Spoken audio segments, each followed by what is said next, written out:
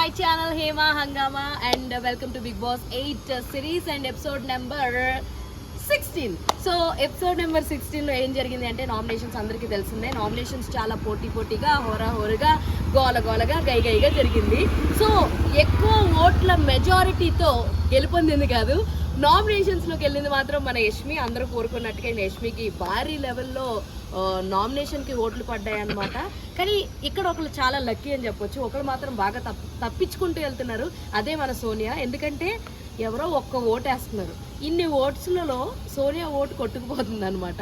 First అయితే big boss chief layer కాబట్టి మీ ఇద్దరు సేఫ్, మీ ఇద్దరిని ఎవరో నామినేట్ చేయడానికి లేదు అన్నాడు. బట్ లాస్ట్లో ఇద్దరు క్లాన్స్ సమానంగానే ఉన్నాయి కదా, మీ ఇద్దరే డిసైడ్ అయ్యి ఒకరు నామినేట్ అవ్వండి అని చెప్పి పాపం వాళ్ళిద్దరికి ఒక ట్విస్ట్ ఇస్తే, అబ్బాయి నా సత్తా ఏంటో ప్రూవ్ చేసుకుంటా, నువ్వు 2 సార్లు చీఫ్ అయినావు కదా, 3 సార్లు చీఫ్ అయినాను కదా, నేను ఫస్ట్ టైం చీఫ్ అయ్యాను కదా అని చెప్పి కొంచెం వెళ్ళేలా చేసి నేనే నామినేట్ అవుతున్నా అని చెప్పి సెల్ఫ్ నామినేషన్ గురించి చెప్పుకోవడం జరుగుతుంది అనమాట.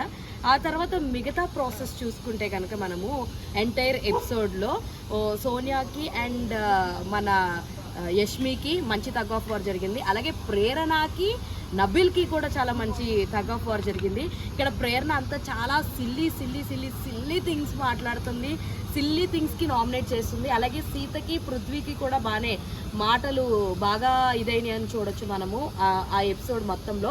మణికంఠకి అండ్ యష్మికి కూడా బాగానే టగ్ ఆఫ్ వార్ జరిగిందని చెప్పొచ్చు మాటల పరంగా.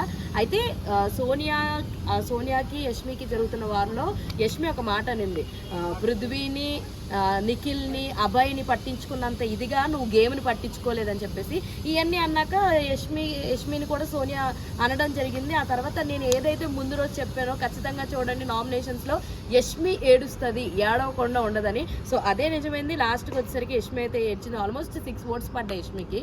దాని తర్వాత ఈక్వల్గా ప్రేరణకి తర్వాత 2 ఓట్లే తక్కువై ప్రేరణకు పడ్డాయి అనమాట. ఎందుకంటే ఓన్లీ బికాస్ ఆఫ్ యష్మి మాటలు వినడం, దానివల్ల ఇన్ఫ్లుయెన్స్ అవ్వడం వల్ల ప్రేరణకు కూడా పెద్ద బొక్క పడింది. ఇంకోటి బొక్క అంటే గుర్తొచ్చింది, బొక్కలో నామినేషన్ అని చెప్పి మన యష్మి ఫౌల్ లాంగ్వేజ్ కూడా వాడడం జరిగిందనమాట.